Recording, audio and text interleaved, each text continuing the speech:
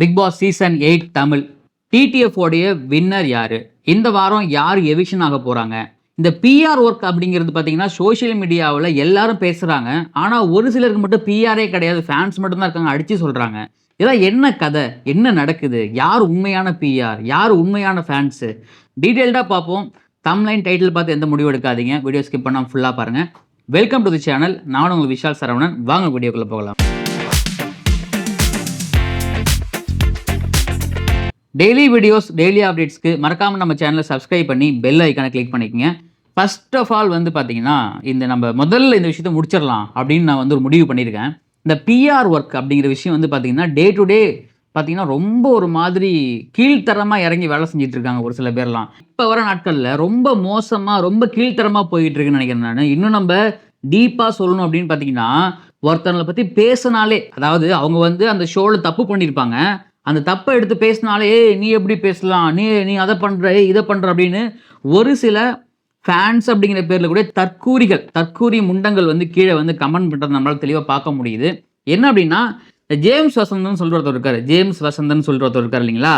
அவர் என்ன சொல்லியிருக்காருன்னா, சௌந்தர்யாவுக்கும் ராணவுக்கும் பிஆர் பண்ண சொல்லி ஒரு சிலர் கால் பண்ணி சொல்கிறாங்களாம்.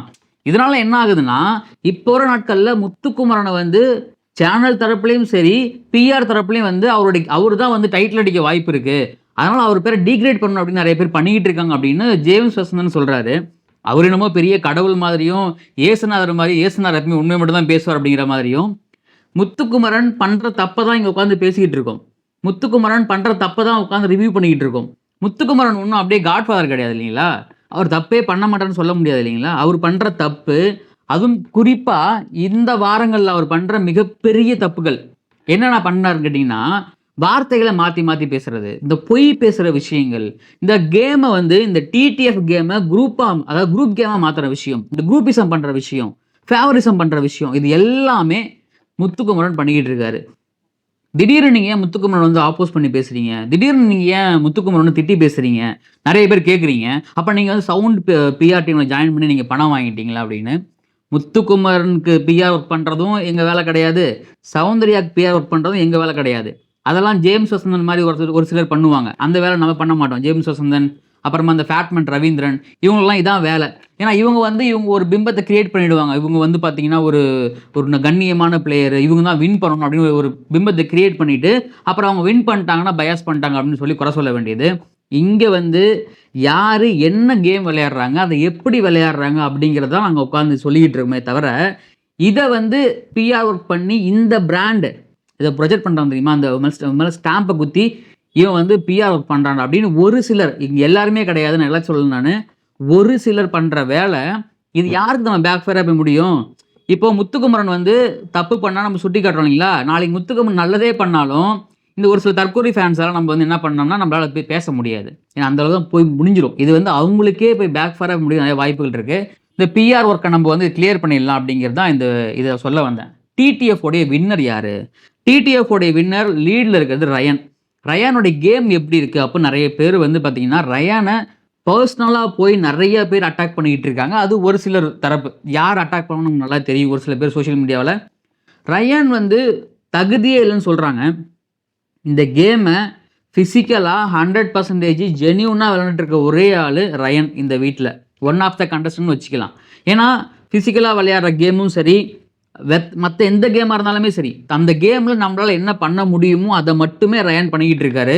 ஆனால் முத்துக்குமரன் என்ன பண்ணுறாருன்னா, ரயனை எப்படி தோக்கடிக்கணும், நம்ம வின் பண்ணணும் அப்படிங்கிறத தாண்டி அவர் அவருடைய தப்பு பண்ணுறாருன்னா, நான் இந்த கேமை வின் பண்ணணும் அப்படிங்கிற மைண்ட்லேருந்து எடுத்துகிட்டு ரயானை தோக்கடிக்கணும் அப்படின்னு விளையாடுறாரு.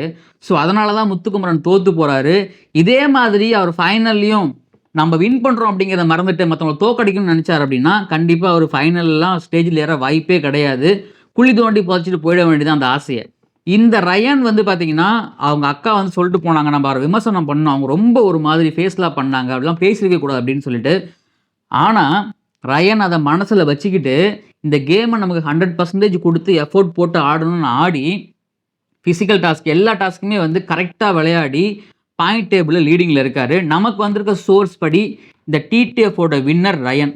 என்ன கேட்டிங்கன்னா ரயன் 100% டிசர்வ்டு இந்த டிடிஎஃப் வின்னருக்கு டிக்கெட் டு ஃபினாலேவுக்கு ரொம்ப ரொம்ப தகுதியான பர்சன். ஏன்னா இந்த கேம் நல்லா இதே ரயானுக்கு வந்து நம்ம வந்து நாட் டிசர்வ்னு சொல்லியிருந்தோம் இந்த நாமினேஷன் ஃப்ரீ பாஸ். ஏன்னா அந்த வீக்ல அவருடைய கேம் பிளே மற்றவங்களை கம்பேர் பண்ண ரொம்ப கம்மியாக இருந்துச்சு. ஆனால் இந்த டிடிஎஃப் டாஸ்கில் உண்மையாகவே ரயன் வந்து என்னை வந்து சொன்னீங்க இல்லைங்களா, நான் டிசர்வ் கிடையாது, என்னுடைய பங்களிப்பு கம்மியாக இருந்துச்சுன்னு, ஓகே அதோட நான் டபுள் மடங்கு கொடுக்குறேன் அப்படின்னு கொடுத்துருக்காரு.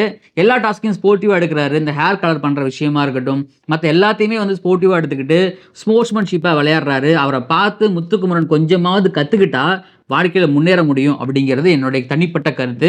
இதுக்கும் ஒரு சில பேர் வந்து கதறுவானுங்க, நம்ம அவனை பற்றி பார்த்துக்கலாம், ஒன்றும் பிரச்சனை இல்லை. இந்த கேமை வந்து மற்ற யாரெல்லாம் வின் பண்ணியிருந்துருக்கலாம், இந்த டாஸ்க்கை வந்து எப்படி கொண்டுட்டு போகிறாங்க அப்படின்னா, எப்போவுமே இந்த மஞ்சரி வந்து பார்த்தீங்கன்னா ஒரு மாதிரி நான் வந்து லெக்சர் எடுக்கிறேன், நான் வந்து உண்மை தான் பேசுவேன், நான் வந்து கண்ணியமாக தான் பேசுவேன், நான் வந்து ரூல்ஸ் படி தான் பேசுவேன் அப்படின்னு பேசுவாங்க இல்லைங்களா. ஆனால் மஞ்சரி வந்து அந்த ஃபர்ஸ்ட் வீக் நம்ம பேசியிருந்தோம் ரொம்ப தப்பாக விளையாடுறாங்க அப்படின்னு. அதுக்கப்புறம் அவங்களோட கேம் ரொம்ப சூப்பராக இருந்துச்சு. உண்மையாகவே நான் அப்போ என்ன நினச்சேன்னா, மஞ்சரி வந்து உண்மையாகவே டிசர்வ் டு ஃபைனல்ப்பா அப்படின்னு நினச்சேன் நான். ஆனால் இந்த வாரம் வந்து ஜாக்லின் கூட சேர்ந்ததாலே என்னமோ தெரியல எனக்கு, ஜாக்லின் கூட சேர்றவங்க எல்லாம் போய் ஆதாள பள்ளத்தில் தான் போய் விழுறாங்கப்பா. அது என்னன்னே தெரியல. ஏன்னா ஜாக்லின் கூட சேர்ந்ததால அந்த ஓதம் அடிச்சிருச்சு மஞ்சரிக்கு.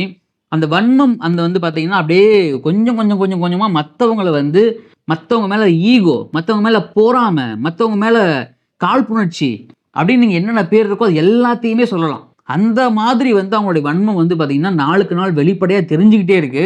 அவங்களுடைய கேம்லேயும் முகத்திலே தெரியுது. அவங்க வந்து அதை வின் பண்ணணும்னு சொல்கிறீங்களா, ஓகே அவங்க வின் பண்ணணும், எஸ் அவங்களும் வின் பண்ணணும். ஆனால் அந்த கேமை நியாயமாக விளையாடணும். அந்த கேமுக்கு ரூல்ஸ் இருக்குது, அந்த ரூல்ஸை மதித்து விளையாடணும். அப்படி விளையாண்டா மட்டும்தான் நம்ம வந்து வின் பண்ண முடியும். அப்படி இல்லைன்னா கண்டிப்பாக வின் பண்ண முடியாது. அங்கே தான் மஞ்சரி தோற்றுருக்காங்க. ஆனால் மஞ்சரியும் டிடிஎஃப் ஒழுங்காக விளையாண்டுருந்தா கண்டிப்பாக அவங்க வின் பண்ணியிருப்பாங்க, இண்டிவிஜுவலாக விளையாண்டுருந்தா குரூப் சேர்க்காம. ஜாக்லின் வந்து பார்த்தீங்கன்னா நிறைய பேர் வந்து இத்தனை நாளாக நாமினேட் ஆகுறாங்க, இத்தனை வீக்காக நாமினேட் ஆகுறாங்க, வரலாறுல இதான் முதல் தடவை. ஆனால் நாமினேட் ஆகி ஜெயிச்சுக்கிட்டே வராங்க. நாமினேட் ஆகி ஜெயிக்கிறது பெரிய விஷயம் கிடையாது. கேம் நீங்கள் எப்படி விளையாடுறீங்க, உங்களுக்கு ஃபைனலுக்கு போகிறதுக்கு தகுதி இருக்கா, ஃபைனல் நீங்களால் ஜெயிக்க முடியுமா, உங்களுடைய குணம் எப்படி இருக்குது, உங்களுடைய அந்த கேரக்டர் எப்படி இருக்குது எல்லாத்தையுமே பார்ப்பாங்க. ஆனால் ஜாக்லின் வந்து நான் உண்மையாகவே ஜாக்லின் ரொம்ப வருத்தமாக இருக்குது அவங்க இப்படிலாம் பண்ணுறது. அவங்க ரொம்ப வெளியே தெரியுது அப்பட்டமாக வந்து. ஏன்னா ஒரு விஷயத்தை வந்து நம்ம எப்படி கொண்டுட்டு போகணும், அதை எப்படி பேசணும், மற்றவங்களை எப்படி வந்து அப்படிலாம் எதுவுமே இல்லாமல் ஒரு மாதிரி அவங்க பிஹேவியர்லாம் எப்படி இருக்குன்னு வச்சிங்களேன், அது ரொம்ப சீப்பாக இருக்குது, ரொம்ப கொச்சத்தனமாக இருக்குது. ஜாக்லின் வந்து இந்த கேமில் எந்த அளவுக்கு நம்ம கூடியிருக்கவங்கள வந்து துரோகம் பண்ணணுமோ அந்த அளவுக்கு கூடயே இருந்து குழிப்பறக்கிற வேலையை வந்து பார்த்திங்கன்னா ஜாக்லின் பண்ணுறாங்க. இது ஜாக்லினுக்கு ரொம்ப ரொம்ப நல்லதே கிடையாது. ஏன்னா அவங்களுடைய அந்த கிரெடிபிலிட்டி வந்து பார்த்திங்கன்னா அவங்களே இழந்துக்கிட்டு இருக்காங்க அப்படின்னு சொல்ல முடியும். முத்துக்குமரன் கடைசியாக வரும், இத்தனை நாளாக நல்லா தானே கேம் விளையாண்டாரு, இத்தனை நாள் நல்லா தானே பேசினாரு, இந்த விஷயத்தை வந்து இந்த BB8 டைட்டில் வந்து பேசியே வின் பண்ண முடியும்னு நினச்சிட்டு இருந்திருக்காரோ மனசில் அப்படின்னு நமக்கு பர்சனலாக தோணுது. எல்லா இடத்துலையுமே பேசுறது ஒர்க் அவுட் ஆகாதுங்க. நீங்கள் வந்து ஒரு நல்லா பேசக்கூடிய, நீங்கள் பேசி அந்த இடத்துலேருந்து சமாளிச்சுட்டு போயிடலாம். ஆனால் அந்த இடத்துக்கு சொல்யூஷன் கண்டுபிடிக்கணும் இல்லைங்களா, அந்த வேலையை முத்துக்குமரன் பார்க்கறது கிடையாது. இன்னொன்று, முத்துக்குமரன் பண்ணுற தப்பை மஞ்சரி வந்து பார்த்தீங்கன்னா வெளியே கொண்டு வராங்க. இது நிறைய பேர் வந்து பார்த்தீங்கன்னா முத்துக்குமரன் ஃபேன்ஸ்லாம் வந்து மஞ்சரிக்கு முட்டு கொடுத்துருந்தாங்க. ஆனால் அந்த முட்டு என்ன ஆகுனா அது போய் முத்துக்குமரனுக்கே பேக் ஃபயராக போய் முடியும். ஏன்னா நாளுக்கு நாள் வந்து பார்த்தீங்கன்னா மஞ்சரி முத்துக்குமரனுடைய முக்கல் திரையை கிழிச்சிக்கிட்டே இருக்காங்க. இந்த டாஸ்க்கை வந்து நம்ம எல்லா விதமாகவும் விளையாடணும். நம்ம பேசி சமாளிக்கிறது மட்டுமே இந்த டாஸ்க்கை ஜெயிக்க முடியாது, இந்த சாம்பியன்ஷிப் வாங்க முடியாது. முத்துக்குமரன் இன்னும் அந்த கேமை புரிஞ்சிக்காம நம்ம பேசி சமாளிச்சிடலாம்னு நினச்சிட்டு இருந்தாருன்னா, வெளியில் அவங்களுக்கு பண்ணுறாங்கள ஒரு சில பேர், நான் வந்து எல்லாத்தையுமே பிஆர்னு சொல்ல மாட்டேன், டை ஹார்ட் ஃபேன்ஸும் இருக்காங்க. நானும் முத்துக்குமரனுக்கு ஒரு ஃபேன் தான். அதெல்லாம் தாண்டி ஆனால் அந்த பிஆர் ஒர்க் பண்ணுறாங்களா ஒரு சில பேர், அவங்க நினச்சிட்டு இருப்பாங்க முத்துக்குமரன் நம்ம எப்படியா ஜெயிக்க வச்சிடலாம் அப்படின்னா. இந்த மாதிரி வேலைகள்லாம் பண்ணிக்கிட்டு இருந்தாருன்னா அவருடைய கண்ணியம், அவருடைய அந்த முகல்தரை கிழிஞ்சிருச்சுன்னா வெகுஜன மக்கள் ஏற்றுக்க மாட்டாங்க. அப்புறம் நம்ம வந்து தள்ள துண்டை போட்டு தான் போய் உட்காரணும். துண்டை போட்டுலாம் உட்கார தேவையில்லை, அவர் ஆல்ரெடி நிறைய சம்பாரிச்சிட்டாரு, இன்னும் வெளியே போய் நல்லா சம்பாரிச்சுவார் பேசி, அது பிரச்சனை கிடையாது. பட் இருந்தாலும் அந்த கேரக்டர்னு ஒன்று இருக்குல்ல, அந்த ஆரம்பத்தில் என்ன இருந்துச்சு இப்போ முடியல என்ன வருது நமக்கு தெரிஞ்சிடல, அது வந்து அண்டர்லைன் பண்ணி டார் அப்படின்னு அதை கிழிச்சு எடுத்துகிட்டு தொங்க விட்டுருவாங்க. அதை வந்து என்ன பண்ண வருதுன்னு தெரியல, அது அவங்களுக்கு தான் தெரியும். அப்படி இருக்கும்பொழுது இந்த டிடிஎஃப் உடைய வின்னர் ரயன் முடிவாயிடுச்சு. இப்போ இந்த கேமை நான் சொன்ன எல்லாருமே டாப் 5க்கு டிசர்வ் ஆனவங்க. ரயன் ஆல்ரெடி டாப் 5 டிசர்வ் ஆகிட்டாரு. முத்துக்குமரன், மஞ்சரி, ஜாக்லின் இவங்களாம் டாப் 5க்கு இருப்பாங்க. சௌந்தர்யாவை பற்றி நான் நிறைய பேசி ஆகணும். சௌந்தர்யாவை பற்றி நல்லது பேசினாலே வந்து கடிக்கிறானுங்க ஒரு சில பேர், நீ சௌந்தர்யாவுடைய பிஆர் அப்படின்னு. சௌந்தர்யாவுக்கு வந்து எந்த அளவுக்கு சௌந்தர்யா பிராண்ட் பண்ண முடியுமோ, சௌந்தர்யாவுக்கு ஃபேன்ஸே கிடையாது, சௌந்தர்யாவுக்கு இருக்கிறது எல்லாம் பிஆர்னு சொல்கிற அதே ஆட்கள் தான் முத்துக்குமரனுக்குலாம் பிஆர் கிடையாது, நான்லாம் ஃபேன்ஸ்னு சொல்கிற அதே ஆட்களும் கூட இருக்கானுங்க. இப்போ இங்கே இருந்தால் வந்து பிஆர், ஆனால் இங்கே இருந்தால் ஃபேன்ஸ் தான். என்னடா அப்போ அவங்க நியாயம், ஒன்றுமே புரியல எனக்கு அப்படிங்கிற மாதிரி தான் இருக்குது. ஒரு சில பேர் பிராண்ட் பண்ணுறாங்க. இந்த ஜேம்ஸ் வசந்தன், ஃபேட்மேன் ரவீந்திரன் போன்ற ஆட்கள்லாம் பிராண்ட் பண்ணுறாங்க. அவங்களுக்கு பிராண்ட் பண்ணுறது தான் அவங்களோட வேலையே. அதுதான் அவங்க பண்ணிக்கிட்டு இருக்காங்க உள்ளே உட்காந்து. ஸோ சௌந்தர்யா வந்து இந்த டிடிஎஃப்பை உண்மையாகவே ஜென்யூனாக முடிஞ்ச அளவுக்கு விளையாண்டாங்க. அடுத்தடுத்த வாரங்களில் அவங்களோட கேம் பிளே, மணி பாக்ஸ் எடுக்கிறாங்களா எடுக்கலையா, அது எப்படி அவங்க கேரி பண்ணி கொண்டு போக போகிறாங்க, முத்துக்குமரன் எப்படி தன்னுடைய அந்த கேமை வந்து மாற்ற போகிறாரு, யார் நெக்ஸ்ட் வீக் மூவ் ஆக போகிறா, இந்த வீக் யார் எவிக்ட் ஆக போகிறா அப்படின்னு பல விஷயங்கள் இதுக்குள்ளே அடங்கியிருக்கு. ராணுவ மேல் நிறைய குற்றச்சாட்டுகள் இருக்குது. அவர் கை உடையலை, அவருக்கு உண்மையாக 2 வாரம் ஆயிடுச்சுங்க. 2 வாரம் ஆனதுக்கப்புறம் கொஞ்சம் ரிலாக்ஸ் ஆகியிருக்கும். அந்த ஒரு பேசிக் சென்ஸ் கூட இல்லாமல் இத்தனை பேர் இருக்கீங்களாங்கும்போது ரொம்ப வருத்தமாக இருக்குங்களாம் நினச்சி, நீங்களே என்னடா பண்ண போகிறீங்க வாழ்க்கையில் அப்படிங்கிற மாதிரி நம்ம கேள்விக்குறியாக இருக்குது. ஏன்னா உண்மையாகவே அவருக்கு அடிபட்டிருக்கு தான். அந்த அடிப்பட்ட இம்பேக்ட் அந்த 1 வீக் பெயின் அதிகமாக இருக்கும். ஆனால் 2 வீக் ஆயிடுச்சுங்க. அதுக்கப்புறம் அந்த பெயின் ரிடியூஸ் ஆகிருக்கும். ஒரு சில விஷயங்கள் நடந்திருக்கும். அந்த ஒரு காமன் சென்ஸ் கூட இல்லாமல், பேசிக் சென்ஸ் கூட இல்லாமல் நிறைய பேர் இருக்கீங்க. ரொம்ப வருத்தமாக இருக்குது. உங்களுடைய வாழ்க்கையெல்லாம் எதை நோக்கி போக போகுதுன்னே தெரியல. ஸோ இது ரியாலிட்டி ஷோ. இந்த ரியாலிட்டி ஷோவில் இந்த வாரத்துக்கு ஒருத்தவங்க நல்லவங்களாம் தெரிவாங்க, அடுத்த வாரத்துக்கு ஒருத்தவங்க நல்லவங்களாம் மாறுவாங்க. ஸோ இது டே பை டே இது இதனுடைய ரியாலிட்டி ஷோடைய பார்வை மாறிக்கிட்டே இருக்கும். அதுக்கேற்ற மாதிரி நம்மளும் மாறி போயிட்டே இருக்கணும். நான் பிடிச்ச முயலுக்கு 3 கால் நின்னீங்கன்னா உங்களுடைய சாயம் வெளுத்துடும், உங்களை எல்லாம் கிழிச்சு தொங்க விட்டுருவாங்க. அதுதான் நமக்கு தெரிஞ்ச விஷயம். ஸோ வீடியோ பற்றி கருத்துக்கள் கமெண்ட்டில் பதிவு பண்ணுங்கள். இந்த வீடியோ பிடிச்சிருந்தா உங்கள் ஃப்ரெண்ட்ஸ் ஷேர் பண்ணுங்கள், லைக் பண்ணுங்கள். டெய்லி வீடியோஸ், டெய்லி அப்டேட்ஸ் மறக்காம சப்ஸ்கிரைப் பண்ணி பெல் ஐக்கன் கிளிக் பண்ணிக்கங்க. நானும் உங்கள் விஷால் சரவணன். நன்றி, வணக்கம்.